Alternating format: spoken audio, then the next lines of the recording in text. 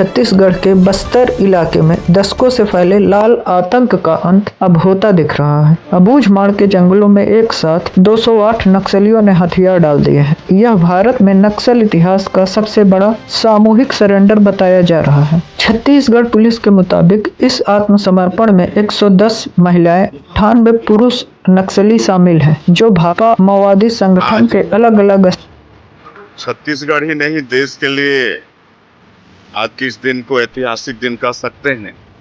आज बहुत बड़ी संख्या में नक्सली हमारे देश के संविधान पर विश्वास करते हुए विकास की मुख्यधारा से जुड़ने जा रहे हैं और उनका स्वागत है। सरकार उनके लिए पुनर्वास के लिए और मतलब जो विकास की मुख्यधारा से जुड़ते हैं उनके लिए बहुत कुछ अच्छा सोची है।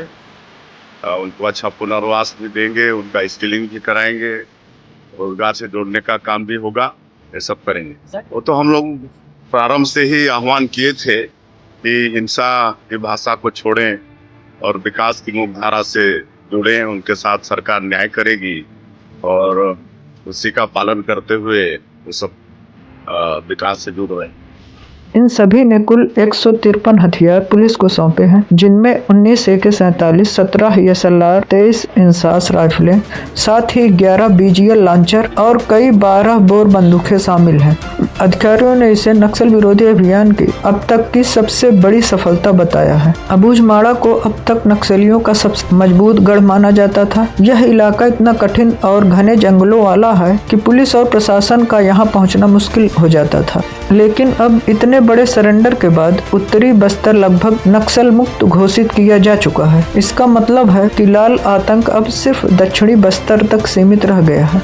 सरेंडर करने वालों में कई टॉप माओवादी भी शामिल हैं, जैसे रूपेश उर्फ सतीश, यह केंद्रीय समिति का सदस्य था, भास्कर उर्फ राजमन मंडावी, राजू सलाम, धन्नू बेट्टी उर्फ संटू, धन्नू बेट्टी उर्फ संटू और रतन एलम जैसे वरिष्ठ नक्सली नेताओं ने भी हथियार डाल दिए हैं। यह कदम बस्तर में नक्सली नेटवर्क को पूरी तरह कमजोर कर देगा। दरअसल केंद्र सरकार ने पहले ही मिशन 2026 की घोषणा की थी, जिसका लक्ष्य मार्च 2026 तक पूरे देश से नक्सलवाद का अंत है। गृह मंत्री अमित शाह ने साफ कहा था, 2026 के बाद भारत में नक्सलवाद इतिहास की बात रह जाएगा। इस सरेंडर ने उस मिशन को बड़ी ताकत दी है। सरकार लगातार विकास, शिक्षा और रोजगार योजनाएं नक्सल प्रभावित इलाकों तक पहुंचा रही है, जिससे लोग बंदूक छोड़कर समाज की मुख्य धारा में लौट रहे हैं। स्थानीय लोग अब राहत की सांस ले रहे हैं। जिन इलाकों में पहले रात को पुलिस नहीं जा सकती थी, वहां अब बच्चे स्कूल जा रहे हैं और गांव में पहली बार बिजली और सड़कें पहुंची हैं। यह सिर्फ नक्सलियों का सरेंडर नहीं, बल्कि शांत और विकास की वापसी है। छत्तीसगढ़ में यह सरेंडर बताता है कि अगर इरादा मजबूत हो तो बंदूक की जगह संवाद जीत सकता है। अब देश की नजरें दक्षिणी बस्तर पर है, जहां नक्सलियों के बचे हुए गुटों पर भी जल्द निर्णायक कार्रवाई की उम्मीद है। अगर आप चाहते हैं कि भारत नक्सलवाद से हमेशा के लिए मुक्त हो,